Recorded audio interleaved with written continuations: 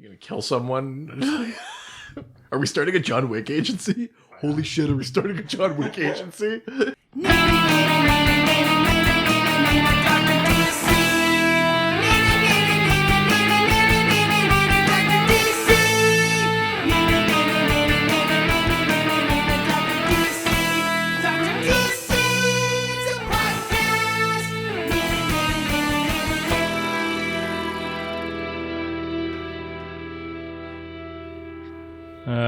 So with that, welcome residents to the Dr. DC podcast. My name is producer Richard, and across from me is the doctor himself. Hello. Each week we talk about the weird and wonderful world of DC while fielding questions from listeners like you.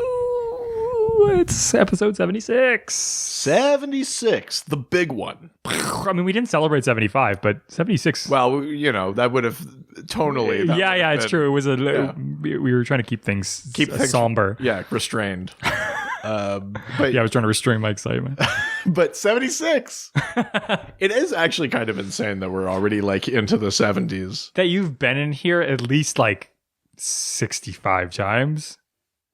60 times? Oh, you mean, right, because we switched rooms. Well, no, also because we've done like doubles and we had Docmas. Oh, right. So like separate times. Yeah. 60. Right, we're not counting the times I slept over. We're not supposed to talk. Well, I mean, I guess I didn't really sleep over. I know, much sleep happened at all. No sleeping at all. We were planning episodes. Yes. Episodes in my pants. No, it's... Wow, what a journey. Yeah, it's kind of crazy that we're already there. I did the math. I think it's going to be like the second or so week of January. We'll be at episode 100. Holy shit. I know, we're getting close, man. Oh, thank God for Docmas. Well, yeah, so Docmas is coming up. Yeah, the 100th episode will be in January. What's on the immediate horizon, though? So, yeah, like coming up starting next week, Doctober. That's really exciting. Yeah. And we'll pretend like the recording didn't suddenly stop. No. And this is all organic. This is totally, we're just moving seamlessly forward through time. But the first episode of Doctober, oh shit. Don't you fuck this up. Yeah. We have a very special guest for the first episode of Doctober. Should we release it now? I guess it's next week. Let's do it. Okay. Ladies and gentlemen. You love him. We love him. And we both love Morrison. Ladies love me and want to be him. Sure. Yeah, he's the host of the This Is Rad podcast, comedian, actor, writer, Kyle Clark. Oh, yeah. He's going to join us. We're going to talk about Vertigo comics. That's going to be our sort of kickoff for Doctober. We've got some cool stuff planned for that one. I can't believe it. I'm so excited. I've got some stuff I'm going to make you read. Yeah. When Kyle was on and we did our Morrison episode for issue 50, I mean, we barely scratched the surface. And I know that Kyle's a huge Vertigo comics fan, so it feels like the perfect way to lean into a month of like the grim and the dark and the spooky. Is Vertigo very spooky? Wow, really committed to that bit, didn't you? Well, you know. All right, let's go to the news then. All right. So first piece of news, apparently there was some Batman damned controversy, some crotchal controversy. Yeah. Batman's... People were getting kind of cocky. Bat hug. I'm not talking about his motorcycle either. You're not talking about Bat Pig either. No, neither of those. Talking about his bat penis. His bat penis? His penis. I thought that's what Robin gives him. No. So in Batman Damned, that's one of these like black label DC books that are meant to be for mature readers or whatever. This one, it has a shot of Batman like undressing in the Batcave and he's walking away and you see his dick. Meow. And that's fine. That's the story. It's black label. It's not, whatever. But then it came I don't know why. And then I guess some people got upset or something, and DC immediately retreated, and they were like, all future printings and the digital release are going to have it all shaded out, so you can't see it. God, that's going to make that so rare. Which, I mean, well, yeah, I guess. I mean, it's kind of cowardly if your edgy, like, adult, mature reader thing can't even show a dick. You know what I mean? Like, it's not like their main title. It's not like Tom King's Batman and his dick's out when he's like walking around Gotham. This is a black label. Like, it's supposed to be for like mature readers and that. Supposed to be a little more artistically edgy. And then they were like, oh, no, too edgy. I'd say you DC readers can't handle seeing a dick. That's it. I'm taking it out right now. Well, but like, here it is. We've seen a dick since 1985. John Osterman, of course, no response Dr. from you. Manhattan. Looking at my dick. Well, yeah. Nothing new. This is episode 76, man. You hadn't seen my dick by now. I mean, what are we I'd be doing this here? wrong. Yeah. But yeah, so I it's getting shaded out for all like future printings and for the digital release and everything. From now, the only dick in Batman is Grayson. Oh, yep. I'm the one that took that to the bad place. Technically, grammatically, what you said was fine. Yeah, yeah, exactly.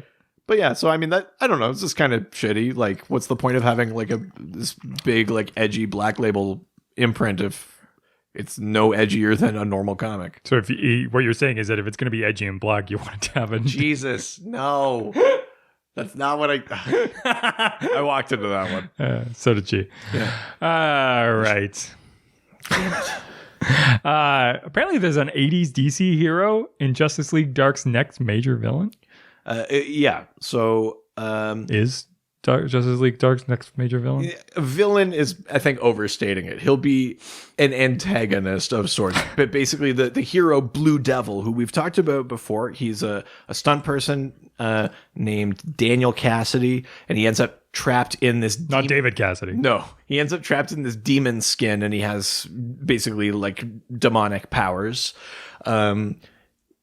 He is a magical character. He's a hero, and he was part of the Shadow Pact, which was a team that consisted of a bunch of sort of C-list magical characters, including Ragman, including Detective Chimp.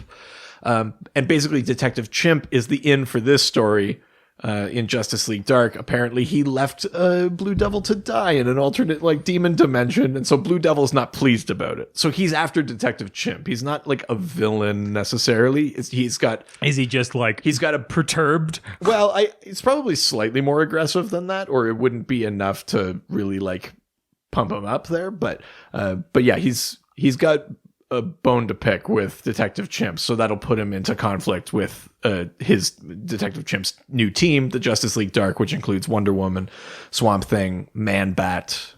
Yeah. And so he's going to get together with his band of family singers and get back at Detective Chimp? No, it's not David Cassidy. I don't know. I'm still thinking it might be. It'd be really funny to watch you just read a bunch of Blue Devil comics and be like, yeah, but when does he sing? Yeah.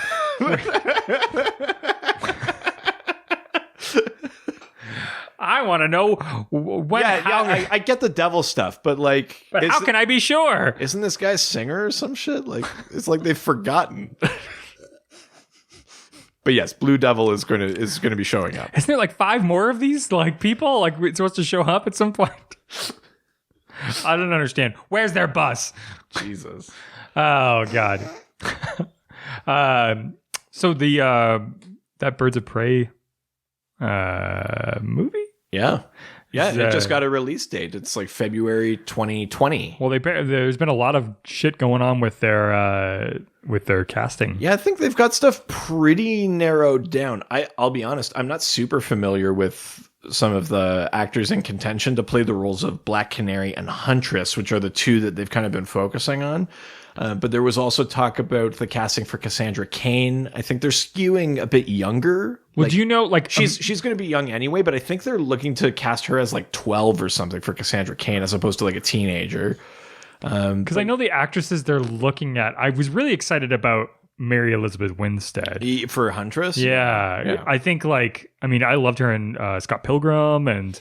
Oh yes, that is where I know her from.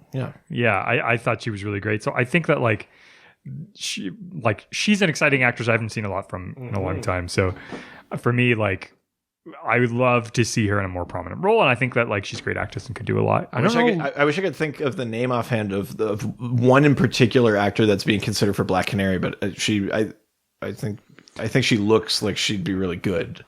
But I like that they're looking at Black actresses too.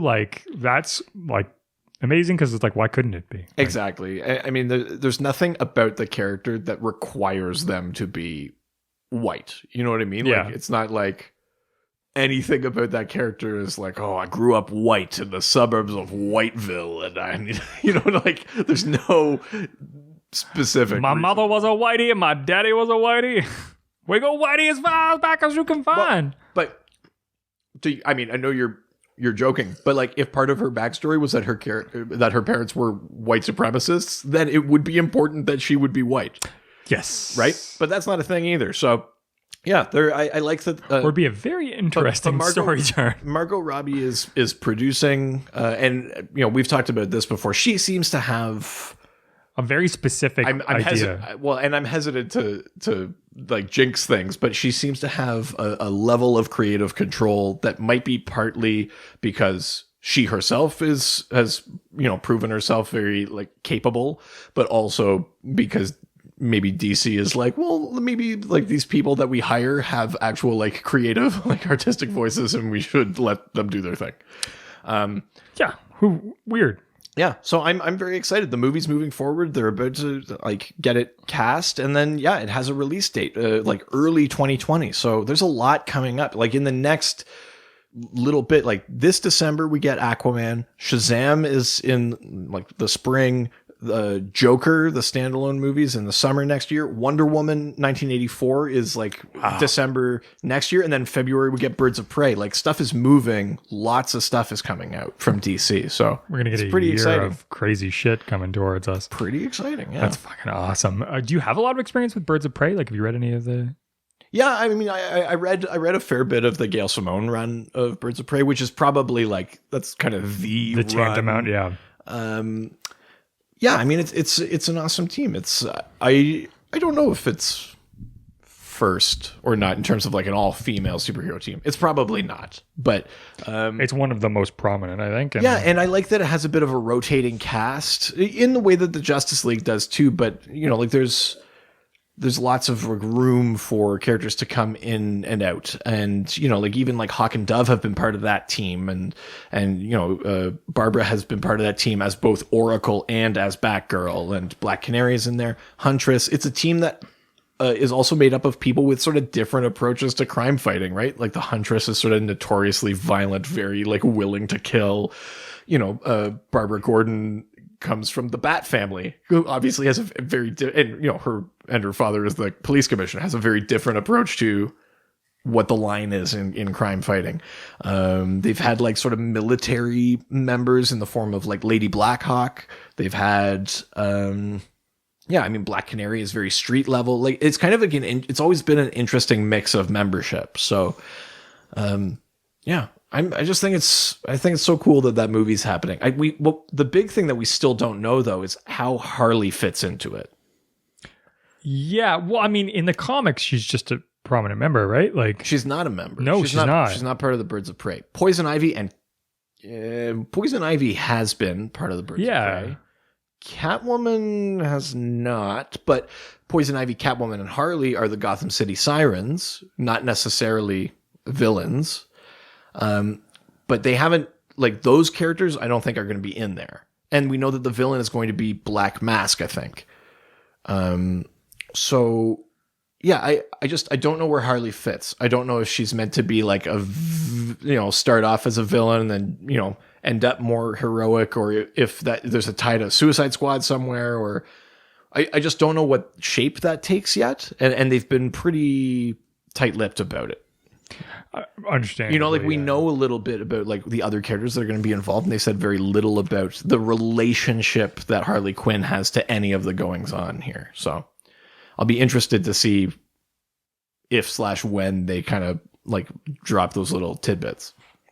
I'm super stoked. I think this is going to be. I have an inkling that this is going to be very big. I think so. like they keep making all the right decisions that make me think like it's like, oh, like you're having females be involved with a female perspective movie, and like what a novel idea. Yeah, what a weird way to like put something together. But I mean, I'll see what happens. And you know what's kind of cool too is, I mean, we almost had the opposite conversation, I guess, last week when we were talking about Henry Cavill and stuff like that. Like, you know, there's a lot of will they, won't they with Henry Cavill and Ben Affleck both in their roles. Yeah. And I would love to see both of them back. I think they're great. I want more of both of them. But it's kind of nice that at least for the foreseeable future, we have a slate of DC movies coming out that aren't centered around Batman or Superman.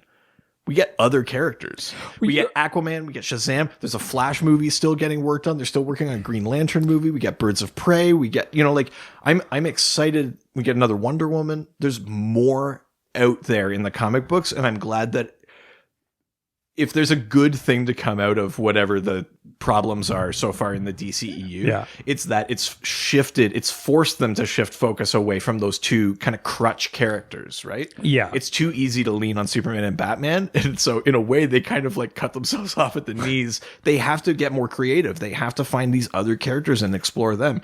So it's kind of a good thing in a way. Well, and the reality is like we've gotten so much of the big two for so long. Yep. Like to give people a chance to like want them back. I mean, not that I will want to get rid of him. Oh, nice socks. I got Batman socks on. I was waiting for that reveal. Are you wearing? What's your socks? Oh, Wonder Woman socks. Yeah. God, we were fucking dorks. How did we ever get wives? Wonder Woman. But yeah, I mean, to give them a chance to like actually like want these characters back for the first time in a long time, I think it would be great, right? Like, well, that's true too. I guess there's a bit of like the absence makes the heart grow fonder. Yeah. I think that like getting that opportunity, I think will be really great. And like making, I mean, not that we're not going to get Batman because they're giving you a Joker movie. There's no way that there's not going to be any sign of Batman in it. And we know what. As a business, it all will come back to Batman eventually, and that's fine. But I just love that there's such a big gap, but there's still so many things happening. It's not just like we're taking 3 years off and there's not a DC movie. There's going to be like 6 movies that come out before we even touch a Batman film. I mean, that's kind of amazing. Let's not forget Bat Daddy pays the bills, but... Well, yeah, but you know, like there's so much more to those comics. I think it's going to be exciting for people that like other characters to get to see the things that they like on screen. It's somehow the fucking Marvel got Guardians of the Galaxy to be one of their most accessible movies. You can take weird ass characters and give them well. Yeah. If you make it around, if you make it about good character development and story, which DC is better at than Marvel. I'm just saying, like, boom. Kyle Clark and I had a very long conversation about that the other day when he decided to randomly start ranting at like 2 pages of text to me about how much better DC is than Marvel at storytelling. I was going to ask what side he was on there, but I come on now. I was hoping in my heart that would be the case, but I mean, he's on our side. Yeah, one of us. So This Is Rad has never done a DC episode, and they've done tons of Marvel episodes. Just saying. Kyle, I know you're not listening, but if you need a guest for a DC episode of This Is Rad, you know where to find me. Come to us. I'm only thousands of miles away. I don't know any of the information, but I can be very positive about it. Yeah. All right, let's go to the next piece of news, which is Scott Lobdell is going to write Nightwing number 51 and 53, the new one. Oh, great. What? You have no opinion about this? Well, no, I kind of, yeah. You don't like Scott? Generally not. You weren't a Red Hood and the Outlaws fan? I have to give credit where credit is due. I dig the rebirth version of that series. The New 52 one was a fucking train wreck. But I gotta admit, I like the rebirth one, but I don't think I like Scott Lobdell. Really? As a writer. Like I just, yeah, I'm not that into it. And I think this Nightwing arc, it's only like a couple of issues long, but I think he gets like shot in the head or something and he like loses his memory. It just seems like, I mean, who knows? It could be very well written. It could be the best, Nightwing arc that there's been in a while. And then I will have to swallow my words. But it feels a little shock value-y and a little like gratuitously violent just for violence's sake, which is what Scott does. Kind of a Scott Lobdell trademark. So I don't know. I'll say I'm not excited, but he did kind of win me over with Rebirth, Red Hood and the Outlaws. So let's wait and see. But yeah, just to hear news like, hey, guess who's taking over Nightwing? That's not something I'd be like, yeah, fucking right. Yes. Did you watch the movie he wrote, Happy Death Day? No. Oh, it was so good. Oh, I don't even think I've heard of that. No, it's okay. It wasn't a huge release. I can't remember who directed it. Who was it? Oh, Christopher Landon. It was a great horror. It's a great horror movie, and like coming into Halloween, it's definitely worth a watch. But the idea is basically that this like super like bitchy popular girl, who treats everybody kind of like shit, wakes up on her birthday and dies at the end of the day, and then wakes up the next day. It's Groundhog Day basically, but she dies at the end every single day. So it's Groundhog Day. But it's Groundhog Day, but she dies, and he has to find her murderer. Okay, but he dies a bunch of Groundhog Day. He keeps committing suicide. There's a whole montage of him killing. Yeah, but instead, like instead of just like being an afterthought, like the dying thing, he actually she has to like it's one person that keeps killing her. Right, and she's never able to avoid it. Yeah. Oh, okay. I mean, that's kind of interesting. But again, we're talking like, what's the central premise of your movie? It's like inescapable violence. Yeah. Well, again, but it's his thing. Like that's like sure. Like the guy who made Saw and stuff like that. It's, okay, we'll put it this way: if you enjoyed that movie, does the idea of him writing a short arc in Nightwing? Are you excited? Yeah, I am. Okay. One of the things that I like about when the Robins grow up and become big boys is that that they end up like what they do that's not being Batman is the thing that's why I like Red Hood so much, because he's just like it's taking the things that are Batman, which is like not killing anybody and like being like a good guy while still being real edgy, and it's like, but it's like it's like 90s edgy and not like I want 70s edgy where you see blood, guts, and gore. Sure. So for me, like that's why I like Red Hoods, and I haven't read enough of Nightwing, so anything that'll bring me in. But I mean, I also don't want him to turn into Red Hood. I think that's that's a differentiator. I think between the two of those guys is that Red Hood's a lot more like fucking like gloves are off. I think the thing too is that this story ties into like the longer sort of Batman story Tom King's been writing, because I think it's about like we know since Batman 50, since the wedding didn't happen, that Bane is kind of like orchestrating some shit against Batman. And I think he orders a hit on Nightwing, and so that's why Nightwing gets shot in the head, but it doesn't kill him, but he like loses some memories or something. I think that's where this arc comes in. Nightwing, time to use your head. I wondered what would break first. This gun or your head? Or your memory? Can't use your memory if your brain's gone. Why am I talking to you? You're dead. That's a really good Bane voice. Oh, thank you. Let's see what's next on the news. Oh. Does this give you power over me? Is Martian Manhunter going to return to comics in a new limited series? He is. I think he might. You think he might? I think he's gonna do it. He's gonna come back. We'd like to introduce our new character, Castrato Bane. First to your body. Nice. Yeah, Martian Manhunter. Jesus Christ. Martian Manhunter had a 12-issue limited series in 2015 written by Rob Williams, and that was a very good one.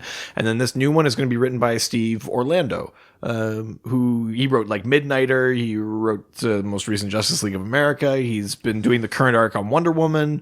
He's a really cool writer. I'm excited to see him take on Martian Manhunter. I don't know if...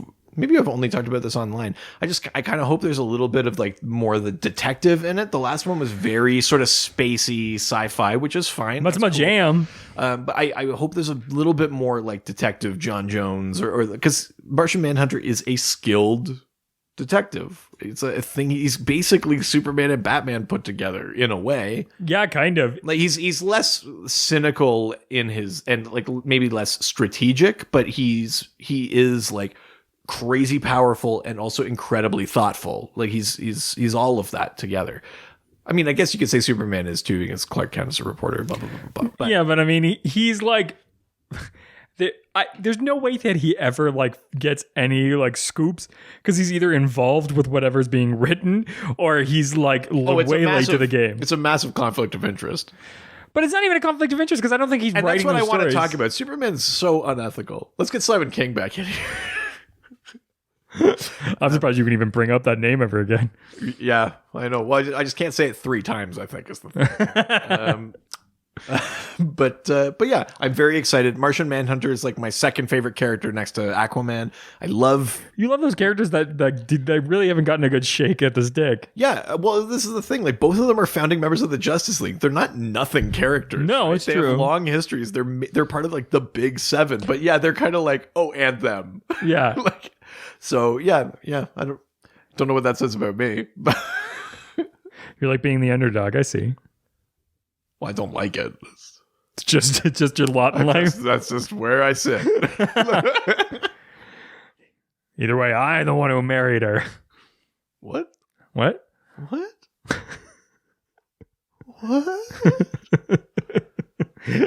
I want to talk more about Martian Manhunter because all right, I'm not ready to leave this yet. Okay. I'm not ready to leave you. Sorry, what? I blacked out. Jeez, maybe I am.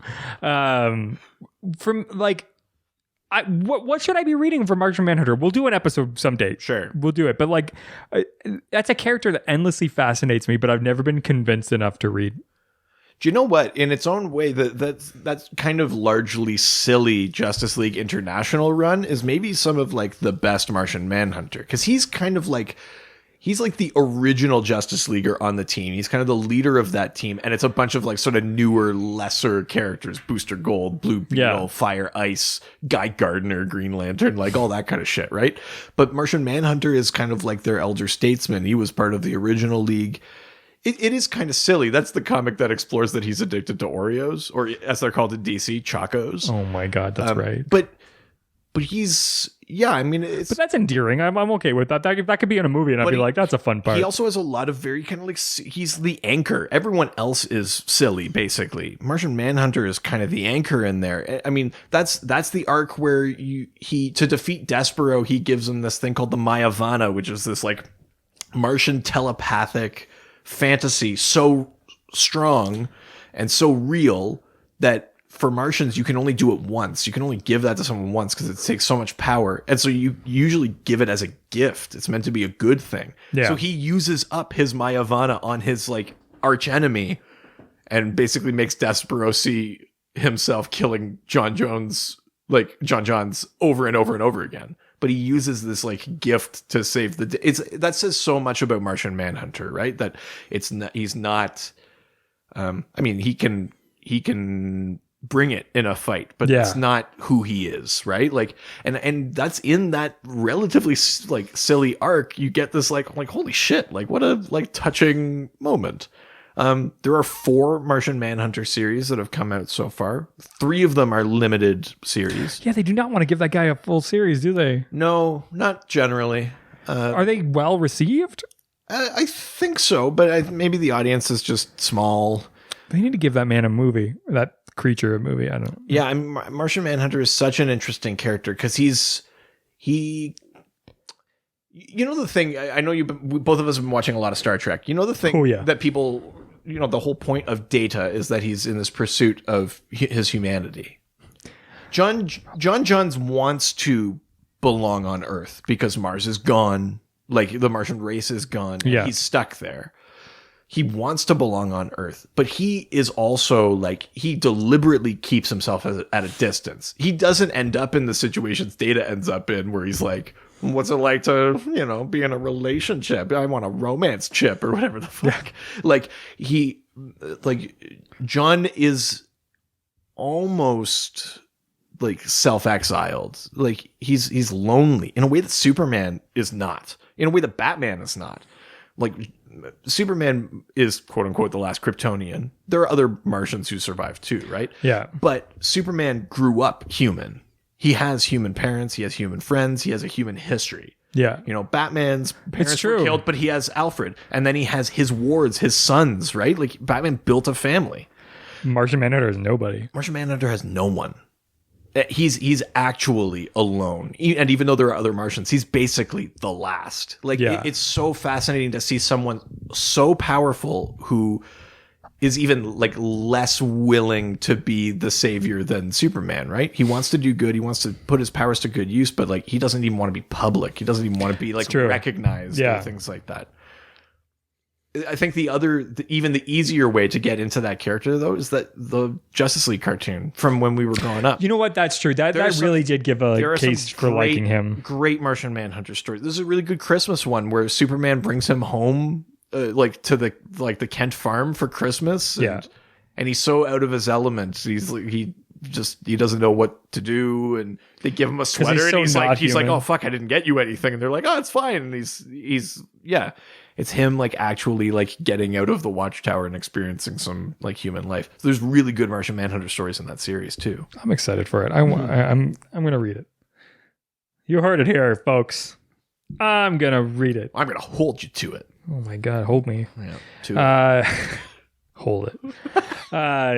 Zack Snyder's apparently confirmed that Adam was in the Justice League movie. Well, I think the idea, in the perfect world where he got that sounds like he was just so small you couldn't see him. Well, in the perfect world where he got to make his like movies and got to expand on things later, I think in his head, his sort of headcanon as he's setting up the scene, there was an Asian actor also at Star Labs, and to him that was going to be Ryan Choi, the second Adam, or sorry, the third Adam if you count the Golden Age one. So he would be the successor to Ray Palmer, basically, Ryan Choi. So who knows? Maybe if we got that second Justice League movie or further down the line, he'd be like, well, I've technically set him up. He's a character you can use. Go for it.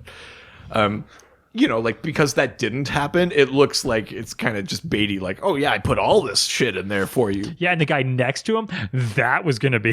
But the thing is, I mean, we know that as a filmmaker, Zack Snyder is like hyper detail oriented, so it doesn't surprise me if he was like thinking of things like 5 steps ahead. He's like, I might never get to this, but like, I'm going to put.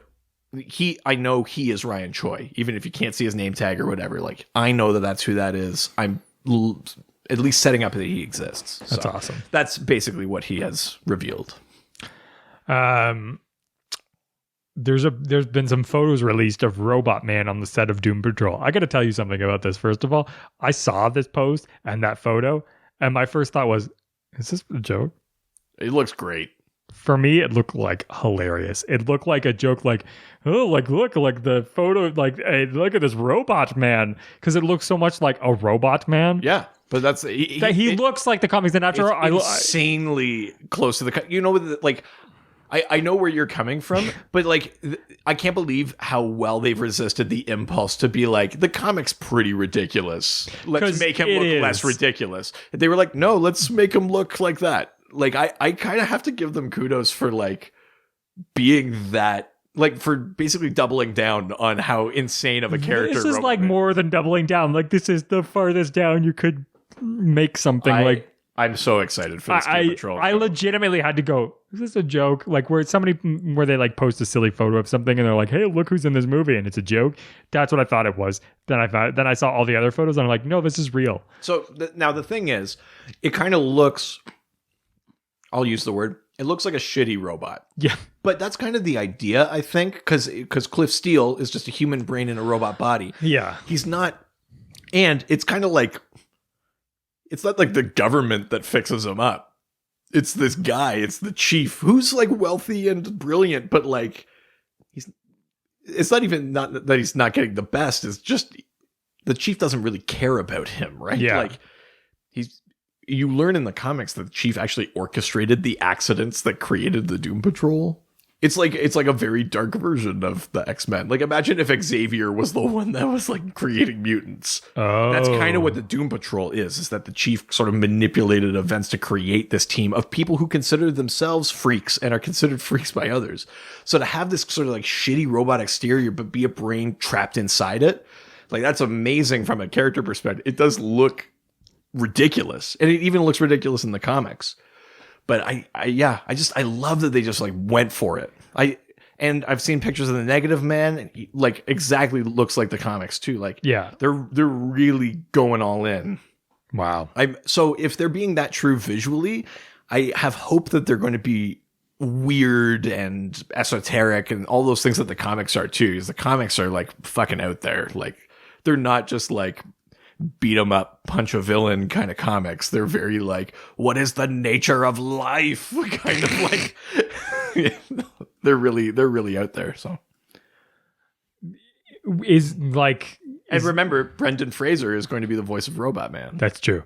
Which attaching that voice to that looking character sounds, for me, I'm only just a little concerned that it's going to be a comedy, because like I don't putting those two things together seems like it's comedic in value. But the thing is, you know, I think Brendan Fraser has some like life experience to bring some like actual grounded drama to the role, and that's the thing with Doom Patrol. It's a silly comic that is sad.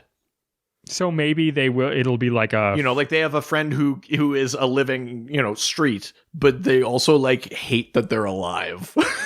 Like it's a weird blend of like silly and quirky and just so sad. Sounds like Funny Watchmen. That's what it sounds like. I mean, if this is going to be a kind of a crass comparison, but in a way, it's almost as absurd as BoJack Horseman.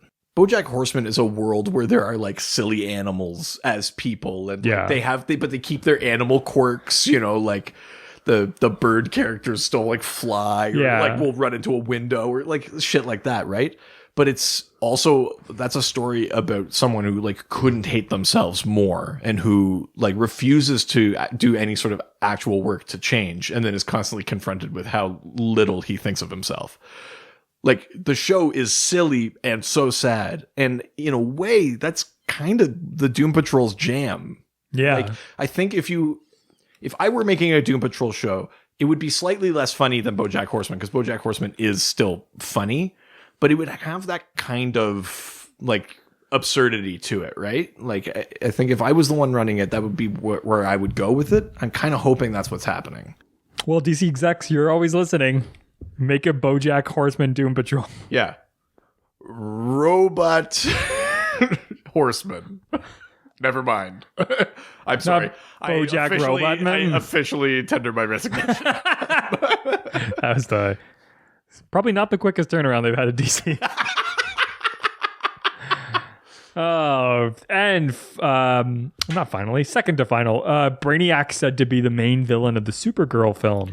Yeah, I kind of forgot that they had said they were going to make a Supergirl movie. And I'm kind of like, how do you do that with the TV show? Like, they're doing Flash. I know, and that whole thing just makes me. But I mean, are they even doing Flash anymore? Because it feels like every day it seems like they're pulling away from that. But no, they're still working on it. For me, like.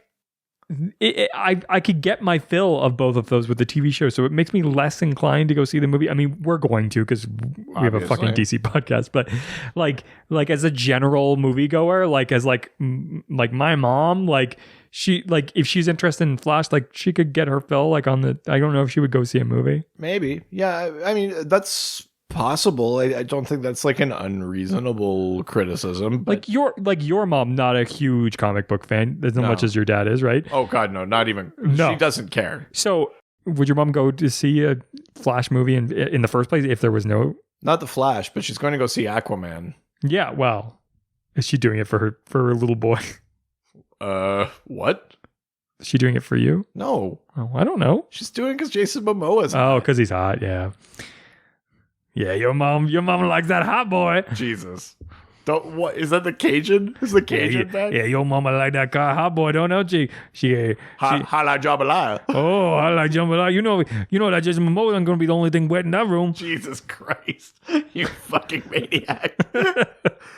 No, I get what you're saying. I also don't 100% know where a Supergirl film fits in the DCEU, but maybe it's not a DCEU one. Like I actually know so little about, like, maybe in the way that this Joker movie is kind of its own thing, maybe the Supergirl movie is its own thing. I'm into it. If I was a DC exec and I'd be like, a TV show or a movie, like it seems like a bad idea to me. I don't know though, because DC always gets hung up on this. They're like, they always did this to Arrow, right? Like, oh, you're using Deathstroke, you have to stop using Deathstroke. We might use him in a movie. Yeah. And then it like, fuck one thing over to maybe use it. It's like, oh, we're not using him. You can bring him back. And then it's like, oh no, fuck, we're going to use him again. For secondary characters, I think it doesn't matter. But for main characters, I feel like it kind of does. Because you're not going in there for Deathstroke. You're going in there for Green Arrow. Like, well, I don't know. I think Manu Bennett. I mean, I'm not really going into it for anything. Manu Bennett's more compelling than Stephen Amell is. Yes, I suppose. But yeah, I don't know. Like I said, I actually forgot that this was a thing they announced. I sort of get so used to DC just like announcing in the shotgun method and then like so few things actually sticking that I sort of had just let this one go.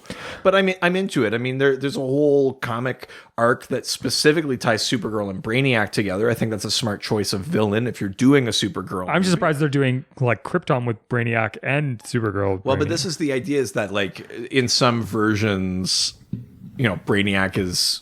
Well, I mean, we know Brainiac has visited Krypton because he has the bottle city of Kandor. Oh, yeah. So whether or not he's tied to Krypton's destruction, we know he's been there. And so I think it's interesting, especially because Supergirl would be older than Kal. If she's alive. Well, and have some history with she's alive Brainiac. on Argo City, and then Kandor gets stolen. She's like, what the fuck is this monster? And she ends up on Earth way later, and this thing shows up. And she's like, no, I know what this is. Yeah. And maybe, Superman's not around or whatever. She's like, fuck, like, I have to... I'm the only one that knows what this is. I'm the only one that knows how dangerous this is. I have to stop it. Like, as a story, that's interesting. I don't know on the point of whether or not that's a problem having the TV show and a movie. But I don't know. But if you're going to make the movie anyway, this seems like a smart villain. It's true. Yeah. I'm excited for it. But I'm tentatively excited for it, to be honest. I don't know. I'm uneasy about the idea, but I trust that they can make something good. So... Yeah. I'm all for. I mean, but also, as much as I want to see Henry Cavill stick around, if he's leaving, but you want to continue sort of the Kryptonian legacy, maybe Supergirl's the best way to do it. Yeah. So that might be the option there too, right? It's true. Like Kara has she's a very popular character. She's got a big following, and she's Kryptonian. You need someone to like move the moon, like she can do it. Well. I was going to put image, but I guess it is technically a video. We get the first video released of Joaquin Phoenix as in the Joker makeup. Yeah. Which that little clip is so fucking rad. Well, they did a bunch of they released test footage first, and then they released some images, and then they released this video. And they're clearly excited about what they're seeing because... I think too, though, they wanted to release some official stuff because they knew we're filming in public, like someone's going to snap something. Let's get ahead of it. Instead of someone getting a blurry thing and people being like, that looks shitty, we'll be like, let's take good images and video and release them, get people excited. It is a thing that they've been doing as of late. Like they did it with Aquaman. The opposite happened with Shazam, right? Like remember there were just those snaps of the suit and everyone was like, the suit looks shitty. And then they were like it's fucking fine. Yeah. but it took time, right? Yeah. So I think now they're trying to get ahead of it. Yeah. But I think he looks great. How do you feel about that type of clown makeup? Do you know what's funny? He feels so he's wearing makeup. It's not like the bleached skin like Nicholson or Leto's Joker. Yeah. But he's kind of got like the sort of home dyed hair and makeup thing of Ledger's Joker. It's true. But it's more colorful and more silly, almost like Nicholson, right? Like it feels taking like the bits of pieces. It's drawing from different things. And then the little bits of video that we've seen of how he's acting seems a little... I'd say it's Ledger. Well, I'd say he's a little less grim, which is actually more terrifying. I was just going to say... this is a scary looking Joker so far. Someone being that light on their feet and terrorizing a subway is like, oh, what the fuck? Like, you know what I mean? Like Heath Ledger's Joker has funny quote unquote funny moments, the pencil and stuff like that, like the magic trick. But he's always terrifying, like actually scary. It's almost more unnerving if someone was terrorizing a bus and then they were just legitimately skipping away. Like that's Ledger. I mean, in a way, I guess Ledger does do that too, because that's like the hospital thing. That's very silly. For me, this Ledger came off as like a disgruntled Joker who was tired of seeing shit going the way it was, and he was a a sort of like piece of chaos and wanted he's a to just full-on anarchist and wanted to just come in and fuck things up because he doesn't like the way things are. This one seems like a fucking psycho who's just snapped and is looking to create a nightmare. Yeah, like he's leaning into his dark impulses. And god damn it, I am so stoked on it. Like I gotta say, I said this on Twitter. I still think the central premise of this movie is flawed, but I'm weirdly excited for something that I don't think should work. If they make a scary Joker, I'm gonna be so fucking happy. I'm all for it. I think it looks good. It's pretty fresh looking. Do we know what it's gonna be rated yet? I would think R, but I don't know. I thought that was one that they were pitching for like an R rating. Because I would be super stoked. Because like that's the biggest thing for it's targeted to be an R-rated movie. Yeah. That's what I want. Because like if you make a scary R-rated Joker, like I'm so much on board that I couldn't be more on board. Yeah, I'm into it. I still don't think it should work, but I'm like very excited. So just that scene, it's a weird feeling. Like that shot where it's like the imagery of like the clown makeup goes over him and then suddenly he's in the makeup too. That was the tests footage. Yeah. But like that's like they clearly are going for something, and like that more of like sort of classic clown makeup that you would see at like a carnival. Like that's much more scary to me. That reminds me of like It or something. Sure. Yeah. Like I'm into it. I think like visually it looks great. I have no issues with his appearance as the Joker. I think he looks really good. I might start bringing up some question marks if like the first scene is like him grabbing a kid into like a sewer drain, but I'd be like, I get what you're doing, but like enough is enough. We all float. We all float down here.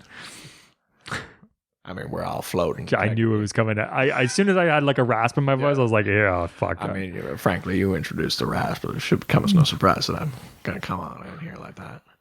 You're going to leave the screen door open. I'm going to waltz. So now to this week's theme. Finally, we're doing it, even though we've like completely fallen off of all of the different shows. Yeah, it's funny that we waited until we basically watched very few of them. DCTV. We're going to talk about DCTV. Not SCTV. No, DCTV. Very different. Yeah. I'm sorry. All the SCTV fans just slammed their computers down. Like finally, I listened to 40 minutes of DC news to get an SCTV episode. But yeah, I mean, we thought we would do this one because all of the seasons of these shows are, well, not all of them. Some of them will start mid sort of season, like in the winter. But we're about to get like things kicking off, like Supergirl, Arrow, Flash. So we thought it was a good time to talk about what's happened so far on DCTV, and have a little discussion about things. So you Eugene Levy fans, you get ready because we're diving. No, DC. Oh, yeah, sorry, fuck. Yeah. You said it before we went on mic, and I just keep forgetting. DCTV. Now, I watch consistently Flash, Legends of Tomorrow. Yeah. I did watch all of Black Lightning. I've basically fallen off of Arrow, but I kind of just like, I'll watch like highlights or read things just so I have a vague idea of where story it's going in case crossovers. And I basically don't watch Supergirl.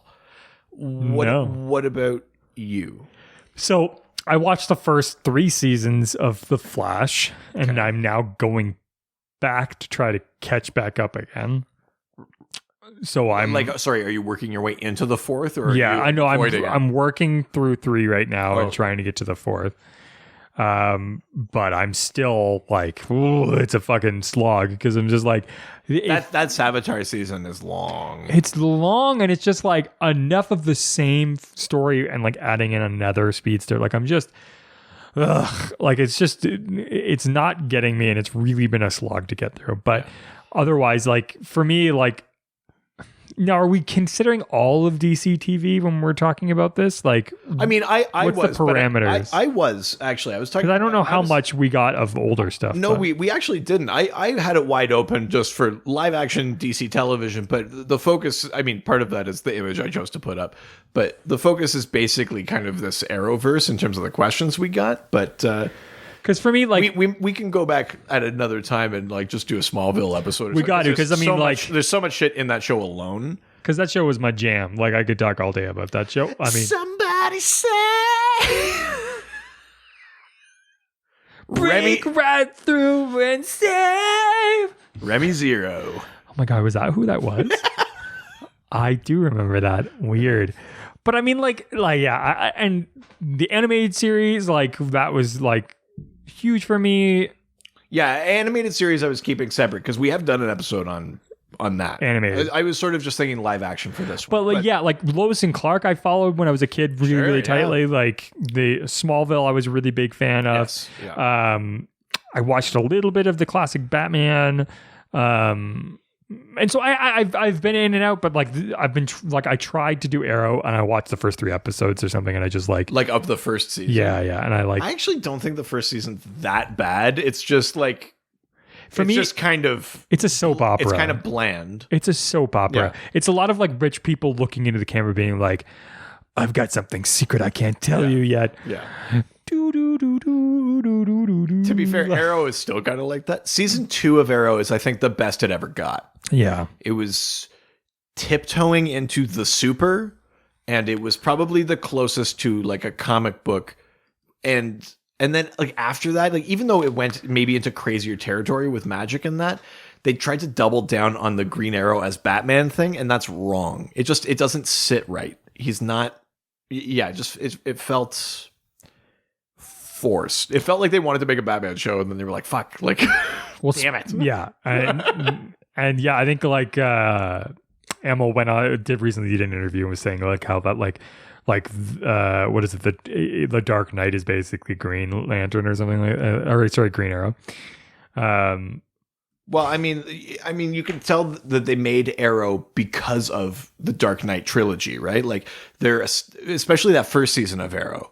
That first season of Arrow is so clearly like, holy shit, was Nolan onto something? Let's do that with another vigilante character. Like, those are so similar. Season 2, they sort of tiptoed into the super. That's when they sort of introduced Barry Allen, and then the Flash spun off from there and things like that. But yeah.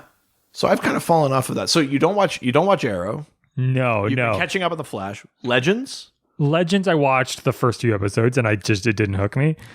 It gets better. And that's what I keep hearing. I keep hearing that it's the best of them. Season 3 was, I was like, holy shit, like, do I love Legends of Tomorrow? And that's you're basically a representation of the internet, which is what everybody else has been feeling like. What? Don't ever call me that. Get fucked. Well, I'm a basic representation of the internet. Yeah, stop showing me all those dick pics and I won't think you.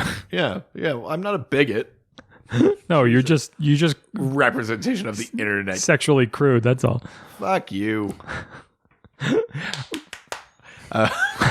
There you go. And then Gotham, I watched the first 3 seasons. I forgot about Gotham, right? The first like 2.5. I watched the first 1.5, basically. Yeah. And I just like, whew. Black Lightning. Did you ever end up finishing Black Lightning? No. Because how far did you get? Like, what episode did you get to? I don't know. When does fucking like idiot make me mad? What, Gambit? Yeah, of course. James Remar. Fucking Jesus. His like. I don't disagree with you. I think he's a weak point of that show. He is the worst part. He's of course, like the white guy's the one who gives a shit the least in a black television show. Like, fuck. Like he cares so little, and it just like. I'm just like, my issue's more like his acting. Oh no, it's terrible. But like but that's because he cares so little. He's a good actor. I'm starting to wonder if I just thought he was. Maybe you're right. Yeah. Maybe you're right. Because the 2 things that are most prominent in my head now are Black Lightning and The Quest, and he's pretty bad in both. Maybe you're right. Yeah. I don't know. But like what did I get? I got up to what episode? I'm looking through the IMDb right now. I think I got up to like maybe episode, the one where they started showing that they both had powers. Oh, that's still pretty early. Like maybe episode like 8. Like, oh, episode 8's pretty far in. If you made it that far, that's not bad. No, you know what? It was before. It was probably 5 then. Okay, yeah. Because I'm looking at some images. Well, I remember. I think I've said it. It was 5 because it was when you started seeing that Remar's character was working with fucking yeah. And I was like, "Are you kidding me?" I'm like, not only is he a terrible actor and a bad guy, but he's also like working with the enemy. And there's redemption twists in there too, but I think I said after I finished watching it, Black Lightning was 13 episodes for the first season. It could easily have been 8. Like it moves too slowly. They also shouldn't have like shown that the girls had powers that early, in my opinion. I didn't mind that because the whole premise of the show was that it was this like larger government conspiracy and people were getting powers. See, I didn't get to that point. Well, yeah, exactly. But so I actually didn't mind that too much. Because for me, it was like you're just bearing the lead. Like you could have done future seasons could have had the girls getting powers and that would have been slowly the build. But that's every other show though too. I kind of like that it's slightly, at least slightly. So it just comes in and it's like everybody's got power. Yeah, I didn't mind that. All right, so those are kind of like the current slate of things that are out there. Did you watch Krypton? I did. I watched the first 3 or 4 episodes. I'm actually not done Krypton, but I like it. I really like it. You really like it? I do. Because I enjoyed it enough, but not enough to continue watching. Oh, I dig it. Okay, I mean, where we live, we have a very limited amount of internet. Yes. And so you have to be very sparing with the internet that you have. Sure. So something's got to be... You got to go to the well. Yeah. Something's got to really hold you. That being said, I am starting to watch the second season of... what's it called? The Marvel white karate guy. Iron Fist. Iron Fist. I'm watching I heard that season 2 is a marked improvement. Not that would be difficult. It's slightly improved, but I went back to the well because I was like, maybe. I'm actually super far behind on those Marvel shows. I haven't watched Luke Cage or Jessica Jones season 2's. Jessica Jones, I couldn't get through season 2. I haven't seen Punisher. I actually really enjoyed Iron it. Fist season 2. I'm super far behind on those Marvel ones. Luke Cage is great. Jessica Jones season 1 is great. Season 2 sucks. The Iron Fist season 1 sucks, and I didn't finish it. It's so bad. The what's their like little the Defenders was pretty bad. The Defenders was better, at least because they had a dragon at the end. It was a skeleton of a dragon, but it was still a dragon. Something. There was something interesting at the end, but it was still pretty shitty. It was bad. It was pretty bad. So I like all of Daredevil except for when they start getting into the Black Hand stuff. I don't care about that at all. Yeah, Daredevil has like 1.5 incredible seasons. Exactly. I mean, that first season is flawless and beautiful. It's perfect. And everything to do with Kingpin in the second season is amazing. And the Punisher arc, which is basically the first half of the second season, is pretty stellar. It's great. But yeah, anything to do with Elektra and Black Hand, I could not care less. Or the Hand, sorry. Yeah. I could not care less about. I think it's so bad. Because it's all just trying to set up this stupid story for the Defenders that didn't go anywhere anyway. So. No. And it's just too many people doing backflips and like karate chops. And I'm just like, I don't care anymore. Yeah. You're making it less special when everybody does the same moves. Yeah. Like, so yeah, I think that's where I'm at. Oh, Jesus. I just put something together. Huh. Was it last episode or a couple episodes ago? Someone pointed out that the Ninja Turtles were like a riff on Daredevil. Yeah. Daredevil fights the Hand. The Ninja Turtles fight the fucking Foot Clan. Oh, yeah. Jesus. Wow. And also that like the Ninja Turtles got their abilities because it's supposed to be like the same ooze. Yeah. That after when it all fell down, it slid into the... Yeah. It was the exact same day that both of them got their... Yeah.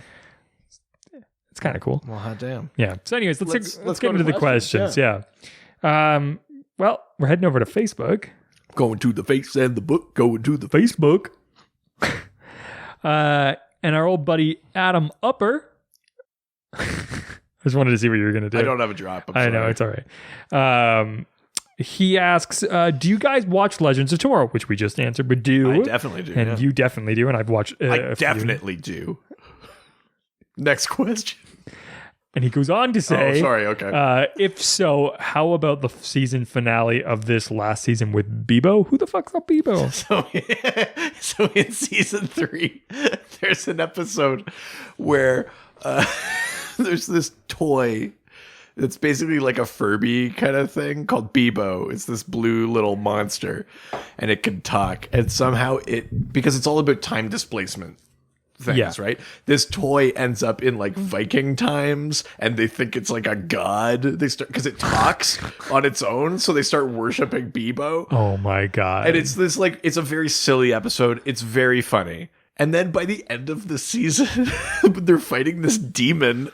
Bebo comes back, and they like super grow Bebo, and he becomes like part of how they defeat Mollis. Oh my god, this really? Big fucking blue Furby thing. It's like Bebo.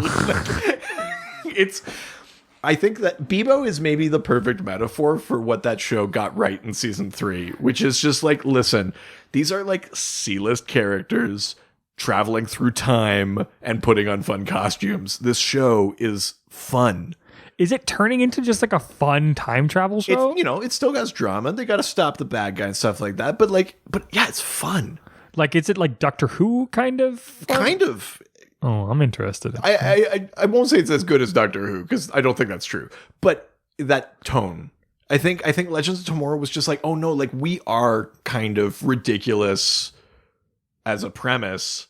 Yeah. Let's lean into it. And then they do, then you get to have like a fun episode with, Heatwave punches out Julius Caesar on the beach, or like, fucking Bebo is in there in Viking times, or, they go to, just insert era. They have to.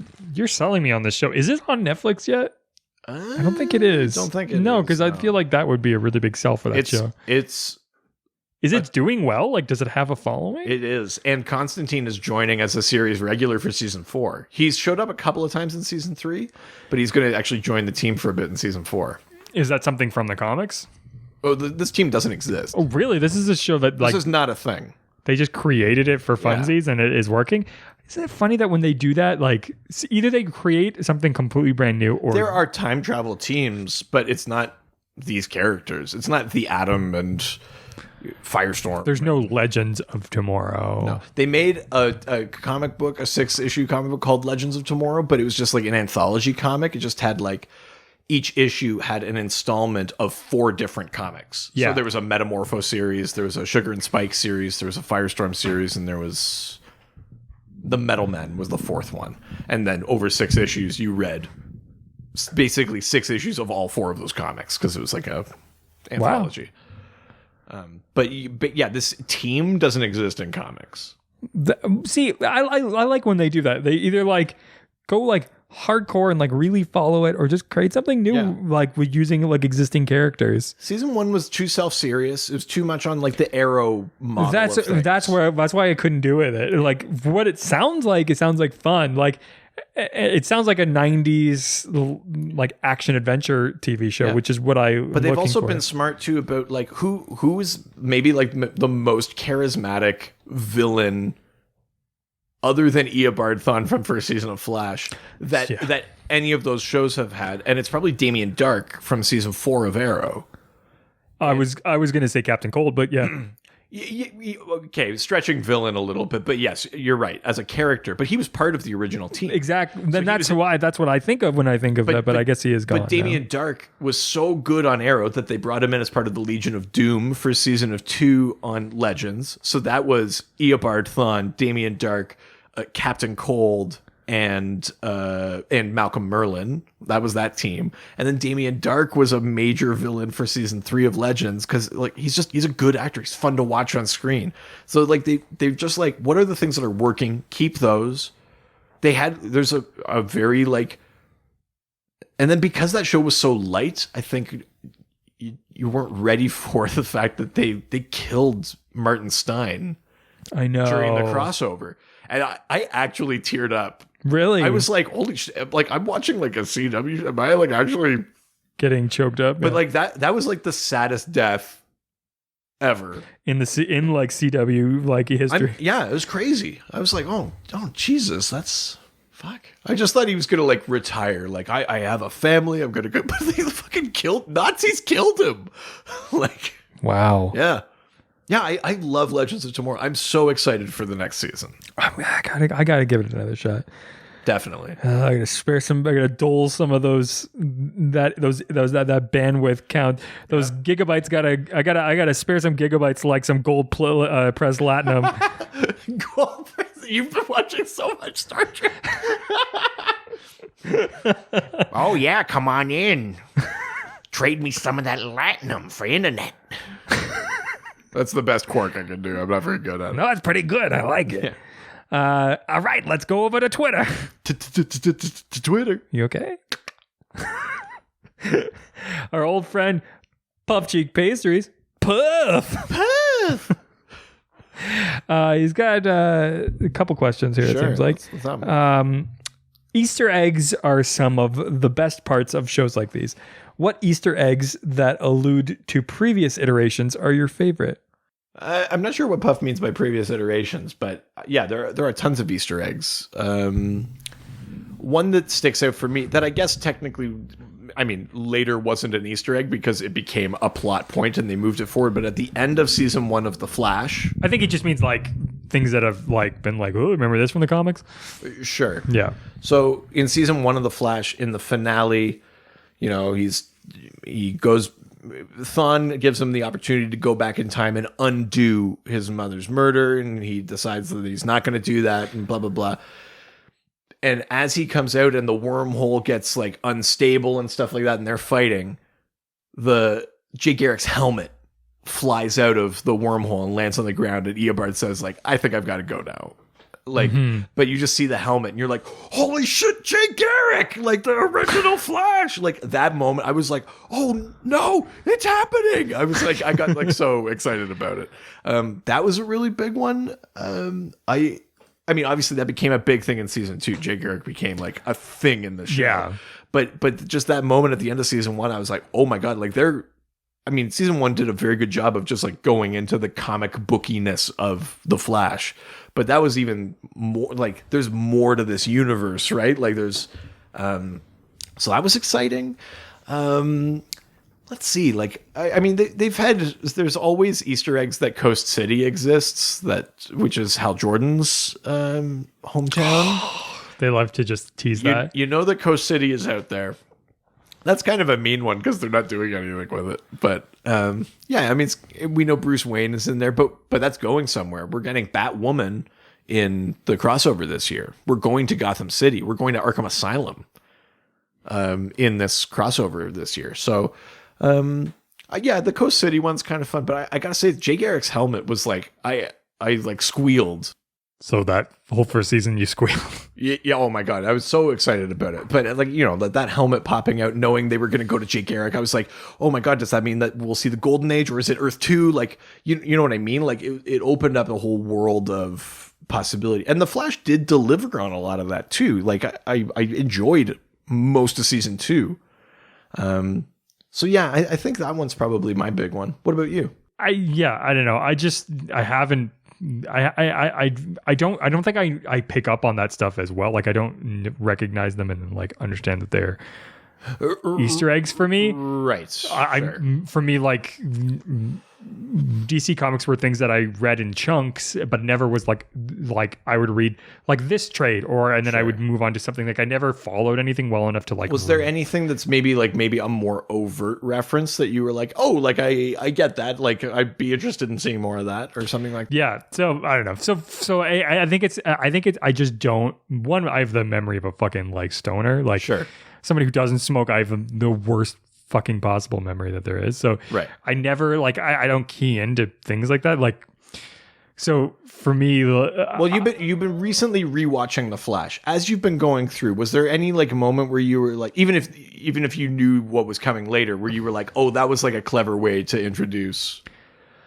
Is there anything? Not really. Like, yeah, like I'm so just like I absorb instead of like thinking while I watch TV as well. Which what's that like? Like I'm not like, what's this? What's that? What's that? Sure. What do they mean when do they do that? I'm just like I'm very much I can just shut my brain off and just like let the story unfold. Right. which it's a totally foreign concept. Yeah, I know. Yeah. You're just like, what does that mean? Who's coming up? What's going to go on? Does that mean this? Is this character going to come out? And it's become like a thing where like even my dad, who loves comic books and stuff like that, doesn't necessarily like watching these things with me, because he'll be like, oh, this came up, I'll just ask the question right now. I'll be like, what's that? And I'll be like, because I don't want to miss, like, I'm always worried that in the moment where I try to explain something, I'm going to miss a line of dialogue that might be like a cool Easter egg or might be like a reference to something. Like, I need to, when I watch one of those shows that I'm like, when I'm into the content, so Star Trek or DC Comics or Lord of the Rings or whatever, the first time I'm watching them and I haven't seen it, no one can talk to me. It's not like there are other movies I will talk through because I don't give a shit. But for those ones, I'm like, I don't want to miss a single fucking detail. Do not talk to me. Papa Vanier, look, don't feel bad. Oh, he knows. We've had this discussion. Hold on. He hates this. You have to love your kids. You don't have to like your kids. He knows that too. But no, it's a thing that like, the only time I ever get like a whoa, they're doing that is when we talk about like things that they do in comics, and I go, oh, Supernatural does that. Right? Yes. Yeah. To you, everything is an Easter egg for Supernatural. Yeah, I'm like, oh, yeah. I see what they were doing there. Yeah. Wink, wink. Yeah, I get it. Or like a good example for me was Superman for All Seasons being a commentary on A Man for All Seasons. Right. So there's that, like, there's things like that I'll pick up on, but I'm pretty dumb. Like, I don't, like, sure. I most of that stuff, like, I take things exactly for what they are. My wife, she like will like analyze thing. Sure. And she'll be like, oh, is this going to happen? Or is like, oh, I see what they're doing here. Oh, this is like this. She does that. Like, I'm so good at just being like, me take story, me like good. Like, yeah, fair enough. But yeah, so no, I don't. Fair enough. Okay. Yeah, right on. All right, let's go to the next question. Let's do it. It's also from Puff. Puff cheek pastries, makes lots of food, makes delicious treats for me. I wish I could cook. Oh, good. Damn it. So good. I really did not know how I was going to end that. I was so happy that it came out. I don't want to be proud of you. Are you doing your impression of your father again?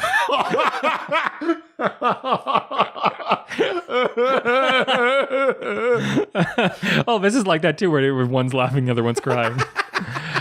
So Puff asks, do you believe that the DCW verse, in brackets, sounds cooler than the Arrowverse, by the way. Disagree. Yeah. Has set a good primer for what to expect in comics, and more importantly, representation/diversity. Just two very different questions. Right. I mean, it's definitely done better on the diversity side than maybe shows that came before, things like that. Yeah. But it's hard to tell if it's that they were like, we're making this a priority, as opposed to that just being the general arc of things. Yeah. I think the Legends of Tomorrow and the Flash probably do better job of it than even Arrow, but Arrow's been not too shabby with it. Interesting.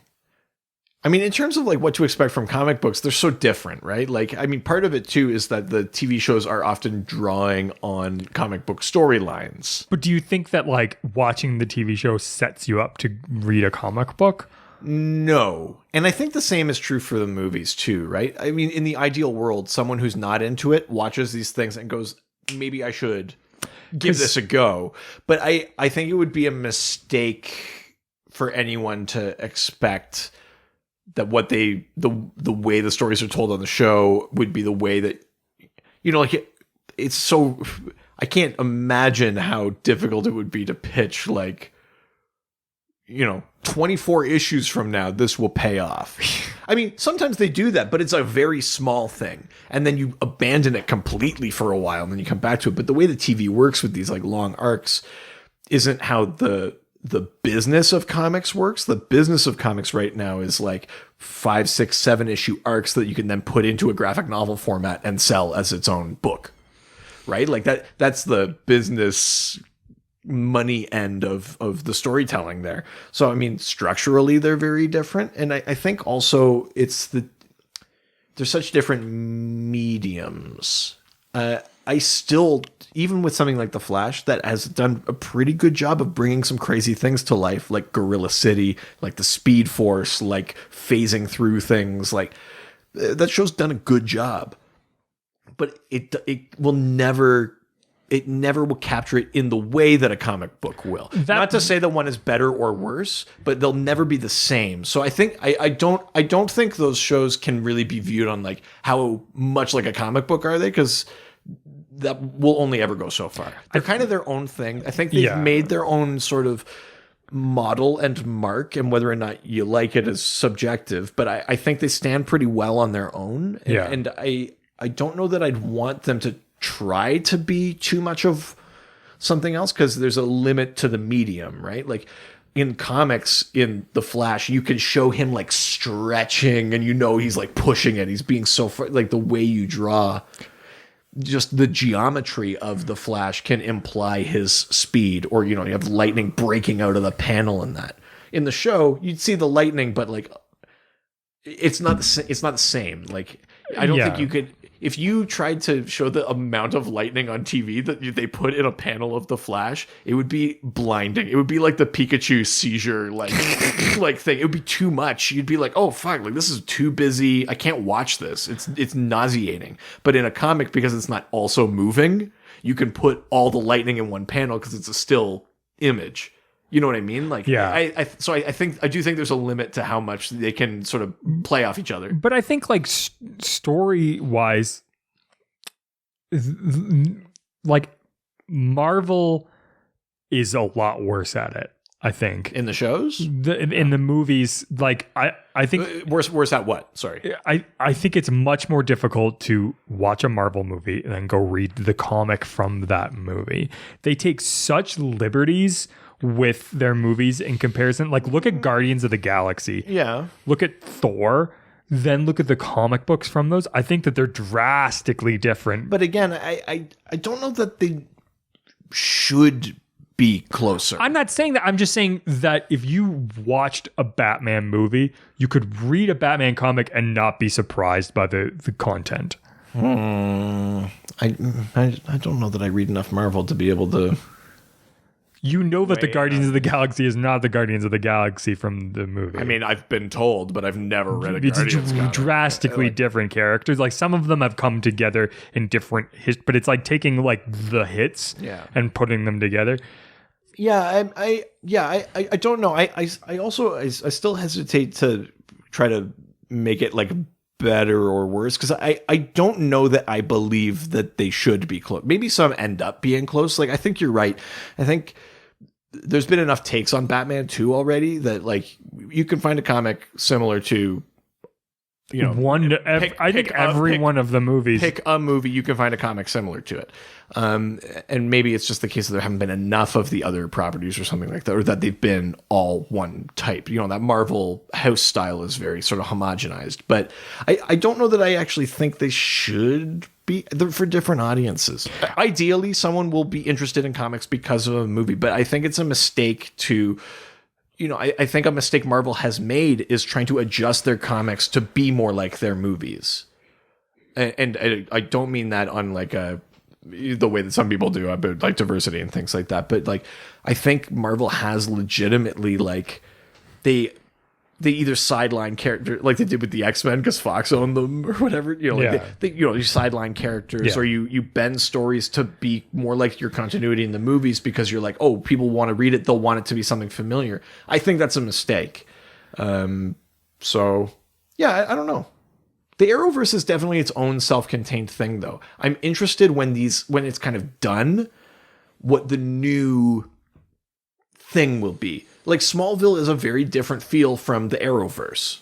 Even the lighthearted Arrowverse is very different from Smallville was, from like what type of show it was. So I'm interested in whatever the next version is. Like I think just like how we said there's a bunch of different types of Batman movies, there'll be a bunch of different types of DCTV. And maybe the new version is what's coming for DC Universe.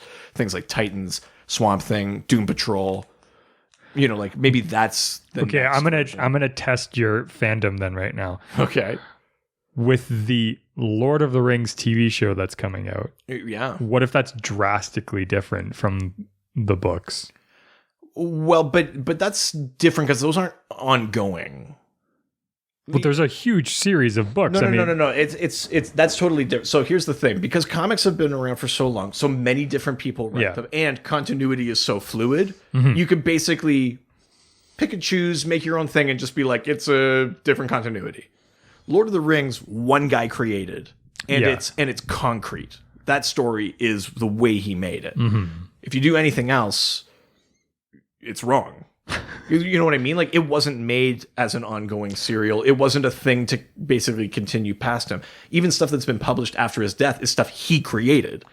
So that's a different beast, basically. So I'll say that Star Trek is maybe closer to comics. That's the thing. Lots of different people have worked on. There's lots of different takes. Some people like some people don't. DS9 is a very different kind of show from TNG, but they still fit together. All right, I find that out. Jeez. We even have some kind of, there's different continuities now. There's the Kelvin timeline. There's the Prime timeline.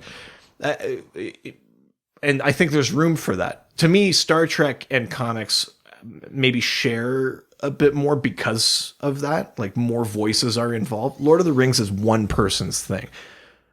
So it's, to me, they're not the same. It would, if someone did something drastic, if they were like, it's Lord of the Rings, but it's set in the 40s, I'd be like, get fucked. You know what I mean? Like, I'd walk out. But if it's like, it's Batman set in the 40s, I'd be like, all right. Yeah, that's true. That's fair enough. All right, let's move forward. Let's do it.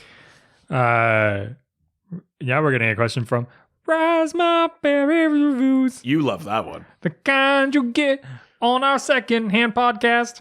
Oh. Yeah, it's true. Why do we have to take the hit for that drop? Because we deserve it. Raspberry's Reviews asks, what do you feel has been the strongest element of each live action show for the last 10 years?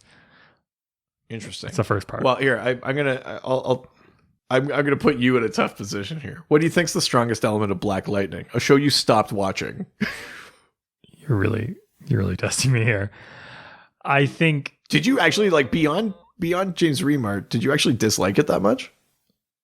No, I loved Black Lightning. I like that character. Yeah. Did you like the actor? Yeah.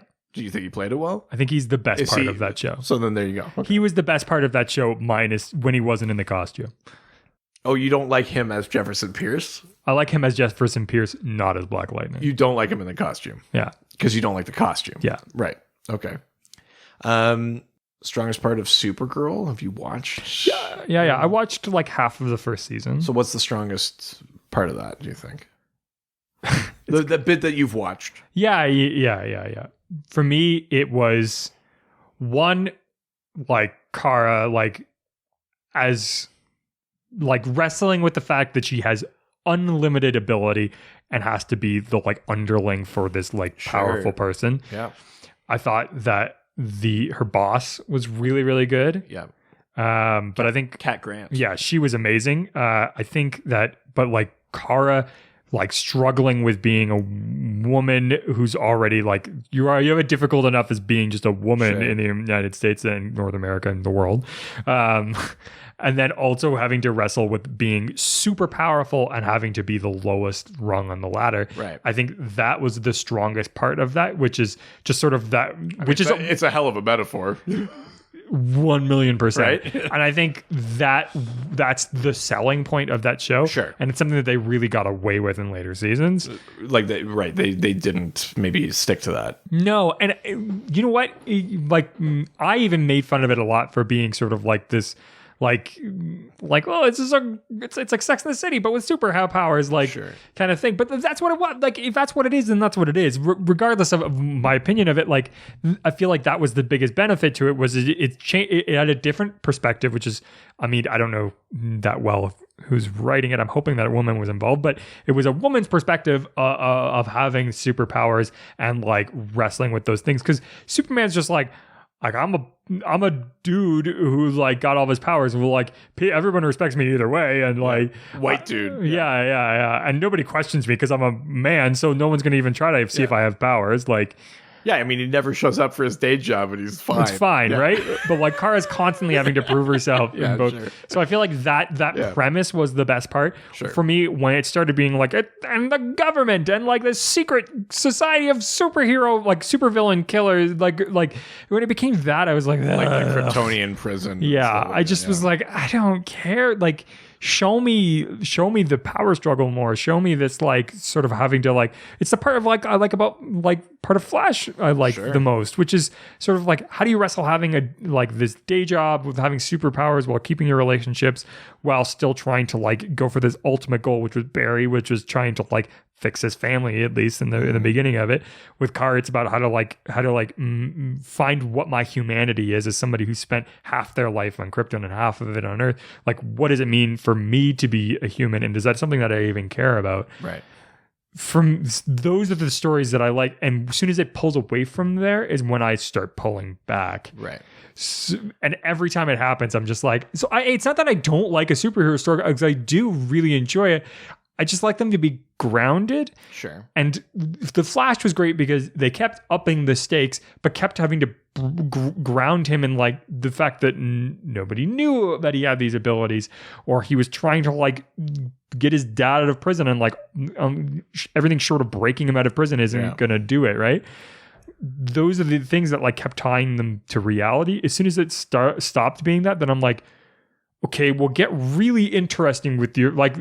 There's a reason why I like Star Trek, is because they take this crazy concept. It's very grounded. And they make it super grounded. So we're in space and there's aliens, but now it's making you question, is the way that we live our society the right way? Sure, yeah. And what makes something ethical to us? Like, yeah, I think my answer is similar in many ways. I think the strong points to me in all of those shows are when it's the character relationships, right? What the first season of The Flash nailed, and even the second season did really well, was having, even though it was the same twist, but you have a character that's like this mentor that is like pouring themselves into making you better, and then you find out that they're making you better for their own great kind of twisted shit. The fact that this person that Barry has like learned to, who knows more about him than almost anyone else because he's there after his powers and stuff like that, ends up being the person that ruined his life. Like that, the relationship between Tom Cavanaugh and Grant Gustin in that first season is so good. It's the strongest thing that show's ever done. And and it's still haunting him. And even in later seasons when, Tom Cavanaugh's playing a different Wells or whatever, like he and how he plays off Grant is still basically the best part, or how he plays off Cisco, right? Like that's still kind of like the best part of the show. On Arrow, I hate Oliver and Felicity together. I know it's the way the show was bending. I know narratively it makes the most sense because that's how they wrote it, but I hate it. It doesn't feel believable to me at all. Oliver and Laurel is the only one that actually felt like they like actually connected, because there was a history and even beyond the comics, right? But like as actors, that one felt the most real. Yeah. On Legends of Tomorrow, I would say, in a way I kind of miss Rip Hunter being like of that show. I love that character. Because I liked him. I'm also and Sarah playing off each other. I'm a Doctor Who fan too, so she's like a natural born leader, and then he kind of he always has his own agenda and things like that. Like they're always kind of sabotaging each other's leadership. Yeah, like I dig that. I like the relationship on Black Lightning with the family that This is a guy who's like, he's promoted this very open family that talks to each other and that, but he's kept this secret. But then when they have powers, he's like, oh, fuck, no, like I was right the whole time. We should be open. Like it's, in a way, they're like a very progressive family, but then they're still dealing with some of the same issues and stuff like that. I think when those shows succeed really well, it's it's there. It's in those moments. And everything else, the comic book accuracy or the action or the overarching story, that will be better if those things are there, right? Yeah. I think any of those seasons of Arrow could have been fine if everything else was, if the relationships between the characters were great. First season there's Malcolm Merlyn is a good villain in that first season. Like that's a good. They play well off each other, him and Stephen Amell, and that's true in later seasons too. Like there's good in there, but when you kind of abandon that, when you're maybe just focused on like, oh, fuck, like who's our villain, like how do you beat him, like what's the fight look like, and those shows are so fight choreo heavy that I bet you need to put a ton of time into that shit too. So yeah, I don't know. Yeah, strongest when it's based in characters. I think that's true of any story ever. So maybe that's a real cop-out answer, but that's where I'm going with that. All right, well, let's go to the second part of his question, which is also, I do have to ask, what character do you feel would be great to have a show based on? Obviously, one that hasn't had a show yet. Sure. Don't worry about a budget. No restrictions on this one. Okay, no budget. Martian Manhunter. That? Yeah. I lost my mind when that was the reveal in Supergirl, because it's a Hank Henshaw. If you're a comic fan, you know that Hank Henshaw becomes the cyborg Superman, and through the first bit of the first season of Supergirl, you'd see like the red eye or whatever. You'd be like, oh fuck, he's the cyborg Superman. Yeah. But then the reveal was that he was Martian Manhunter posing as Hank Henshaw. It was like, what? Martian Manhunter's on this fucking show? And then they like criminally underuse him. Martian Manhunter, I would love to see a show. And if I would get unlimited budget and I could do all the crazy shape shifting and shit like that, then yeah, that's the one. Really? Yeah. How about you? So the one that I immediately think of is Booster Gold. Oh, sure. Well, yeah, you've pitched a Booster Gold show a couple of times, Yeah. I just think you start talking about like time travel and like someone coming from the future who has knowledge of the future coming to the past, and someone who clearly is like this sort of like rich guy who's an athlete, and you start talking, and like especially because there's so many parallels, and like we start talking about like sponsorships and like the way that like marketing works and things like that. He's such a good parallel to bring somebody who could be sort of what becomes of the worst of us, and bring him in and have to make him want to be a superhero and use these abilities and try to like manipulate people into making him seem important. And then along the way, he sort of has this character change. Well, and then if you use his sort of current like status quo in comics, is that he ends up learning the value of heroism. Yeah. But in order to be sort of like a secret time agent, to be the person no one would suspect is fixing time, he has to basically be a joke to everyone else. He has to play up the buffoon who's after fame and fortune, so no one takes him seriously. But he's actually learned his lesson and is a great hero, but no one can find out. He's the greatest hero you've never heard of is kind of like his thing, right? Exactly. And it's kind of heartbreaking, actually. But it like gives so much for like a TV show. Yeah, that would be a great one. That'd be a lot of fun. I always go back to that's a character that I don't follow strongly enough, and I'm afraid that the writing isn't as good as what my dreams are.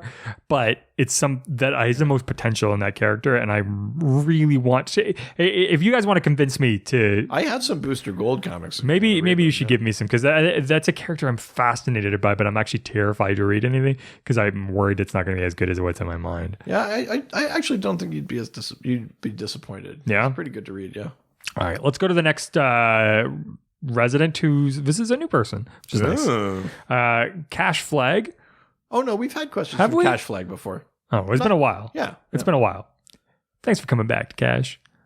I got nothing. No, I thought you looked at me like you were going to do something. I said that to McConaughey again, but then I didn't. You fucking just get a new thing. I'm not that creative. That's true, Dr. DC. That's why I'm talking about other people's work on this thing. A good point. Cash asks, why do people get on Barry's case for saving his mom? She was killed by a time traveler from the future. Isn't fixing stuff like that what the legends do every episode? Yes. I have a speculative comic book answer for this. I don't think it's ever been explicitly explained. I think the difference is that the legends are like scientifically, like mechanically traveling through time. They have a machine that brings them through time.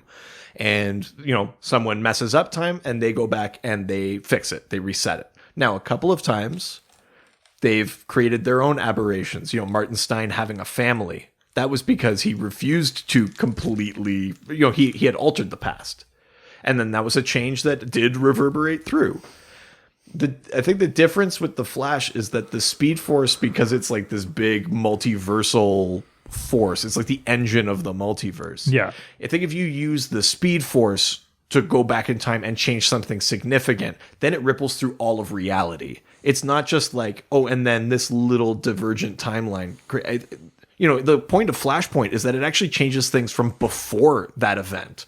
Right? Like he creates a time boom. It changes where Superman's rocket lands. It changes like it's like all sorts of crazy shit like that. So I think that's like the comic booky because Speed Force answer to why it's different for the Flash than it is for the Legends. Yeah. The Legends can make small changes and they affect the future, but it doesn't like undo reality the way that the Flash could. Now, unfortunately, the shows don't actually like demonstrate that well because Flashpoint was fine. Yeah. Like the world wasn't ending like it is in the comics. The CW Flashpoint was just like, yeah, fine. It's good. Yeah. Like we're all right. There were some changes, but there was basically like no reason for him to, it was fine. So they don't necessarily do the best of showing that, but I think there is technically like a comic book reason why they sort of have different rules for time travel. Yeah. All right, that's fair. Let's go to the next question from our old friend Stump Chunkman. Step into the Stump Chunkman. I love that drop. Oh, that drop was so cool, yeah. By the way, a friend of ours, of my wife and I's, he recently started getting into Dr. DC. Oh God! And apparently, are you still friends? Yes. He apparently said I wasn't there, but he was talking to my wife, and my wife was like, well, "Like, what do you like about this show?" And he's like, "I really thought that his Michael McDonald impression was pretty good." You're gonna ride on that compliment. I was like, "Oh, thanks, man. That's really cool. I like you so much." I really want that Jake and Michael McDonald print. So I know. We got it. When I find literally 5 minutes it takes more than that. But when I find 5 hours in my schedule to dedicate, why you don't have 5 hours to vectorize that? Yeah, surprisingly, I will put it online. We will do it. I promise. All right, Stump, what you got for us? It's a very quick question, which is, think Bruce Wayne will show up on Arrow eventually? No. Next question. They've mentioned Bruce Wayne. We know Gotham exists, and like I said, Wayne earlier, Enterprises is around. We're going to Gotham in the crossover this year, but no. I mean, there's Batman in movies. They've Gotham over on Fox. Also, I think the world might implode if two rich white guys who fight crime and have no powers sort of come together. Yeah, I don't think we'll see Bruce Wayne. No, I'm pretty confident in that actually. Or it's just like, hey, I'm Bruce Wayne. Like, I guess this season is all wrapped up. Like, hey, who's at the door? Did somebody call for Bruce Wayne? Oh, isn't that famous Bruce Wayne? Bet he doesn't have any secrets that he's hiding. No skeletons in that closet. Nope. Other than all those orphans. He walks and closes the door. Yeah. No, I don't think he will. I think it's enough to know that he exists, that he's out there. Yeah. Yeah. All right, let's go to the next question then. This, I think, is a new resident. Okay. A smart casual. Yeah, I can't confirm or deny that they actually listened to the show, but they definitely wanted to contribute. Well, that's fine, yeah. It's a super leading question. So Smart Casual asks, do you ever think DC will learn from Marvel and start doing their shows correctly instead of overinflating them with cheese and overly simplistic storylines? I know where Smart Casual is coming from, and certainly recent Fuck seasons. you, Smart Casual. We don't want you as a listener. Jesus. Wow. Sorry, is that a too defensive? Yeah, probably. As somebody who like just shat on all of the DC shows himself. Yeah, exactly. You don't even watch them. But I can say it. Nobody makes fun of much. Yeah, I mean, I get what he's saying. Certainly recent seasons, you know, you talked about Arrow being very soap opera-y. Even The Flash gets like that. Like, I get it. And I don't disagree that sometimes it's maybe leans too hard into the soapy, like the cheese, that kind of thing. Yeah. That being said, it's a bold statement to say that Marvel is like never hit a wrong note. Like, we listed a bunch of things that we think are shitty in Marvel, including things that are meant to be their great stuff. You know, Iron Fist was garbage first season. Defenders is bad. Like, those, if you're talking about overinflating stories, the way that I said Black Lightning could have been several episodes shorter, Iron Fist season 1 and the Defenders total could have been 10 episodes. Like, yeah, there's nothing to those stories. You could have taken 2 full seasons of that TV and made it less than a season's worth of TV. It was like, that's no story stretched over everything, right? Like, yeah. Yeah, I mean, I don't know that I think Agents of S.H.I.E.L.D. is less corny than the CW shows. I also don't know that corny is a problem or that cheesy is a problem. You know, like the learning a lesson at the end of the episode, like that's kind of comic books. Like, I don't think it bugs me that much. The thing that bugs me is when they don't actually learn the lesson. And that's the problem with Arrow. It's like, it's been like 6 years of like, fuck it, Oliver, trust someone. Like, you know what I mean? Like, if you get to the end of the season and he's like, fine, I gotta trust you. And then he does, that's growth. But then the next season to be like, this very petty little thing happened. Now I don't think I can trust you. It's like, oh, for fuck's sakes. Like, that is what's infuriating. It's not the fact that it's kind of cheesy or that he learned a lesson. It's the fact that he actually didn't, that they undo it constantly and then just like play it over again. That's way more frustrating to me than going to that place. So I don't know that I agree with the central premise of the question, but there are some points in there that make sense. Like, sometimes, yeah, it feels like they lean on some familiar territory instead of being more courageous. Like, if we just accept that they've learned some of these lessons or that they've gotten over some of these things, then where do the characters go? And maybe that goes to a place where like a character leaves, even if they're like a character we like. Maybe if they have no more place in the story, they have to go somewhere else. Unfortunately, Wally West is the one that's being pushed out of the Flash. But like, frankly, as much as I love Cisco, I think his story is done. Really? I don't, you know what I mean? Like, they're not giving him somewhere to go. I think he should have, like, you haven't seen this, but I think he should have taken up Breacher's offer and like gone and become like a multiversal, like, law enforcement. That'd be pretty cool. You could still bring him back in for a couple episodes, but that's where that character should grow. Instead, like, no, people like this character. We got to keep him around. We got to keep him in Star Labs doing the same shit all the time. Like, that's too bad. I wish they didn't do that, but I understand why. But I wish they had more courage in their storytelling to be like, people like this character, and now that character is gone for a bit. And we're bringing a new character that people will probably also like that will fill a different role. And then when they grow, if that growth takes them out of the show, then it takes them out of the show. You know, or maybe instead of pushing Wally out, maybe you push Barry out. Maybe Barry dies. Maybe Barry actually sacrifices himself. You know, you pull a Crisis or something like that, and Barry runs into the Speed Force, and you can't just easily snatch him back next year. Maybe Wally just is the Flash. I mean, these are such bold things that would never happen on like a network TV show, right? But like, I wish they would, because it would show some like chutzpah, right? Like, yeah, it would be less formulaic. So I kind of get where this question is coming from. I agree. Yeah. All right. Well, let's head on over to Instagram. Now we're going to Instagram. Take some questions and answer them. We got a question from our old friend, the Nerd Fonz.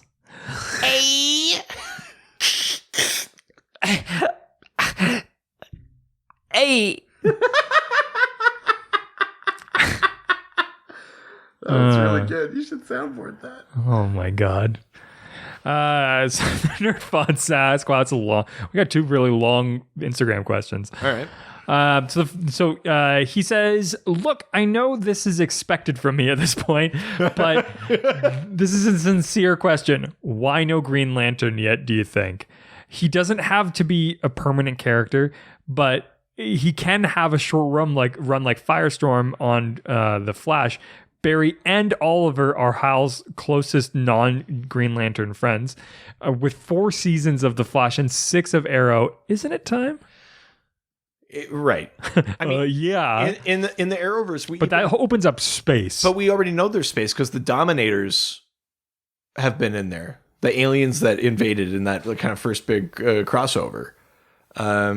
We know there's space. I think what it is actually is that it's the reason. I mean, they had to write fucking Ragman out of Arrow because he was way too powerful compared to Arrow. If you start bringing in Green Lantern, he's a guy who with like indomitable will who can like make anything he can imagine. And then even with the Flash, I mean, the Flash can keep up with that. Supergirl can keep up with that. Arrow is like what the fuck are you doing? Because it's different from comics, right? It's TV. You see like in comics, you get a bit more of that suspension of disbelief. And the whole reason they teamed up in the first place was that Green Lantern was too powerful and too distant from Earth. And so he goes on this road trip with Green Arrow and they start fighting like social injustice. That was the whole point of that series. It's the reason they're comic book friends. Yeah. It's very rare for Green Lantern and Green Arrow to go to fucking like Korugar and like move a moon or like what's he gonna do, right? Yeah. So I think beyond the budget thing of trying to render like Green Lantern effects and stuff like that, I think it's the problem that Green Lantern is just too powerful. They only bring Supergirl into the Arrowverse once a year anyway, right? Because she's too powerful. I don't think we'll see Green Lantern. I think they'll just keep dropping those hints. Who knows? Maybe you'll see like a green flash in the sky or something like that. Like they might do that. I sincerely doubt they'll ever actually pull the trigger on bringing Green Lantern in, even as like a guest for an episode or a couple of episodes, because he's just too powerful. If the show couldn't handle Ragman, it can't handle Green Lantern. Yeah, it's true. And I think it's about Arrow because whether or not we like that show or whether or not it's even the most popular, it's like the anchor.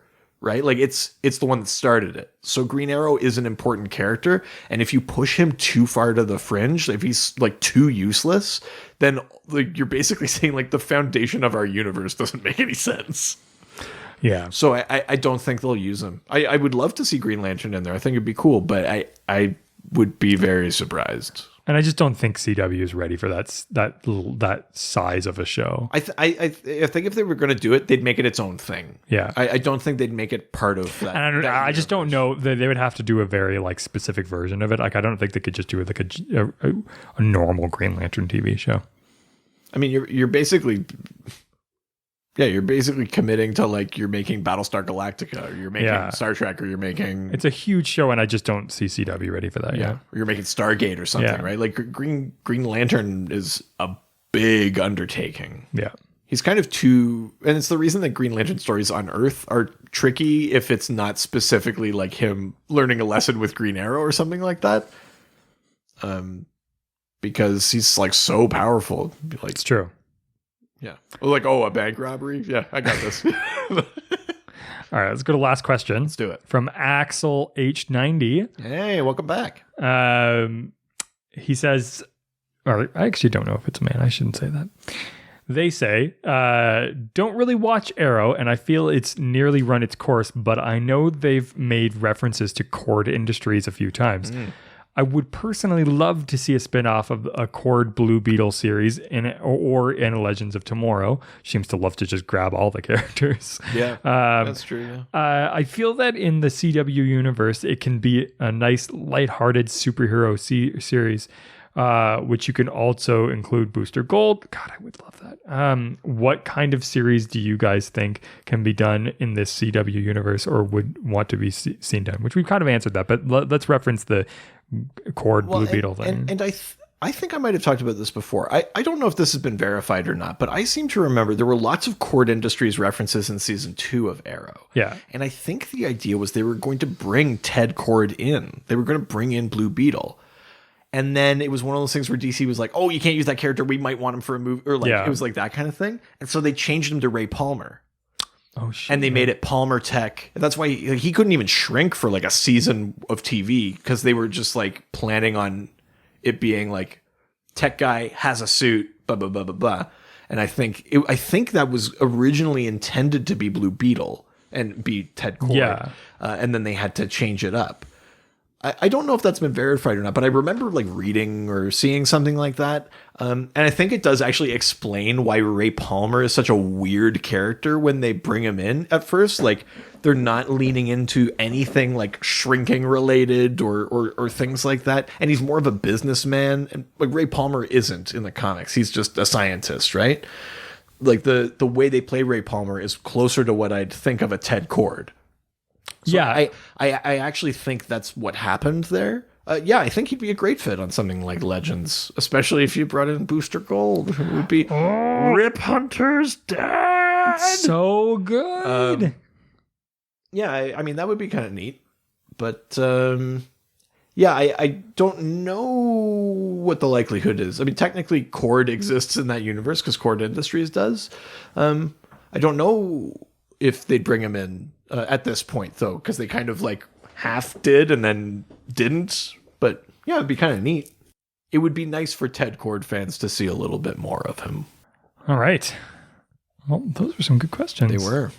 You know what time it is. Fuck, I know. I forget every single week. I actually have one. Do you? Yeah. You always do. You prepare. I didn't last week. I had to make it up on the spot. Oh, okay. Well, now we're heading on to this week's Dial Doc. That's right. So for those who don't know, this is based off of the H-Dial from DC Comics.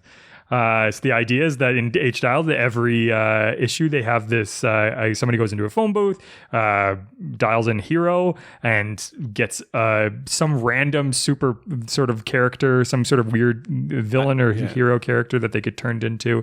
Generally was submitted by fans before through letter, and we're just going to try to come up with a random superhero now. So you've already come up with one, Doc, so let's hear what you got. So I've got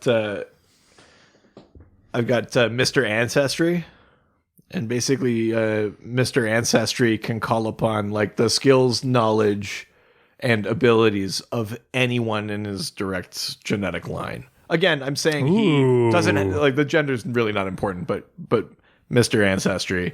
Ooh, it's like like Assassin's Creed, kind of, yeah, but like without the machine, yeah. But it goes all the way back. So like if you're like out in the woods and you're like, fuck, I need to know how to make a fire, you can call on like 50,000 years ago, like a cave ancestor, and like use flint and stuff like that. Like you can draw on any of the abilities or knowledge or skills of anyone in your direct genetic line. That's fucking rad. Yeah, so that's Mr. Ancestry. I love for such a creative character, such an uncreative name.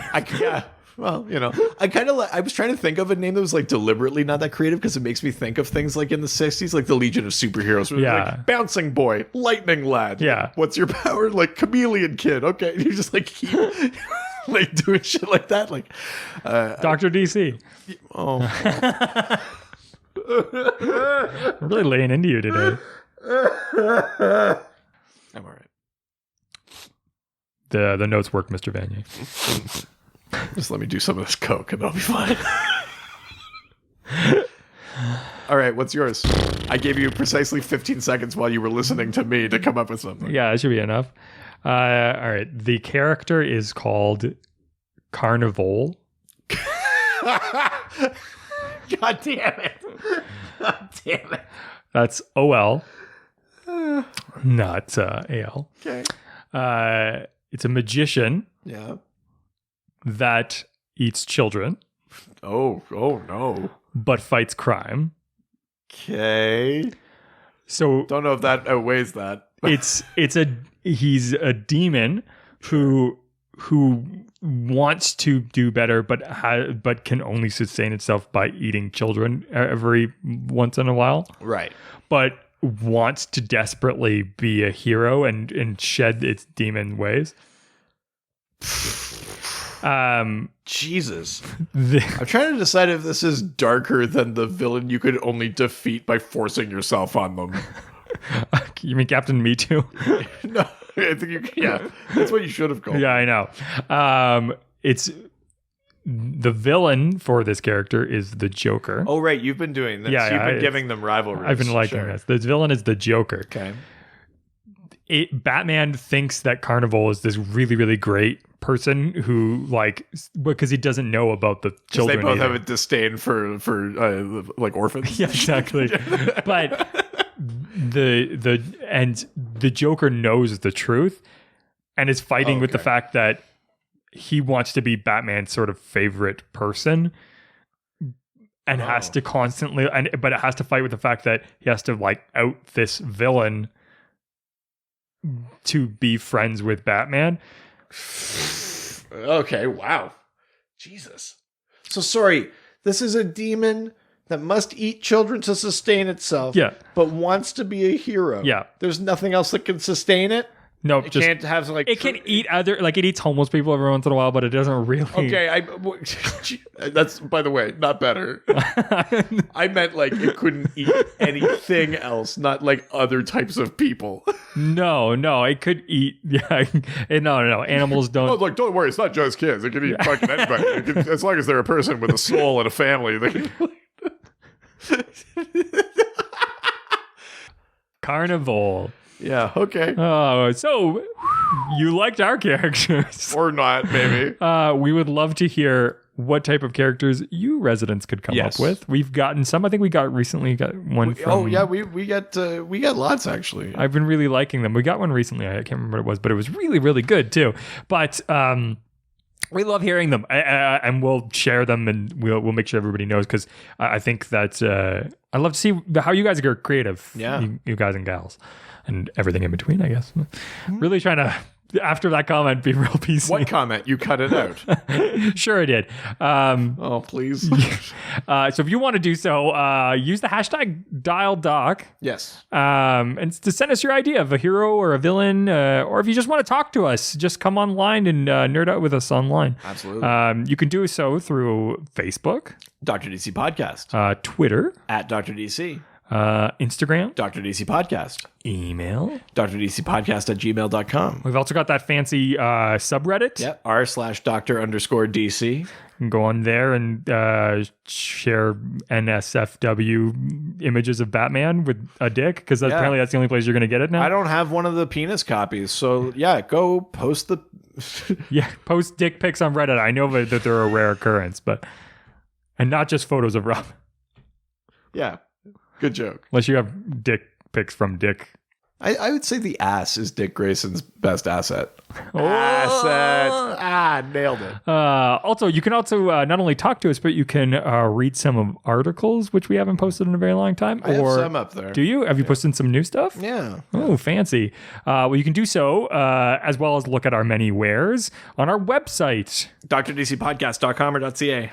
You can get a link to our sort of merch page, and hopefully if I ever come out of this hole of extra work I've given myself, I can stop looking at the board.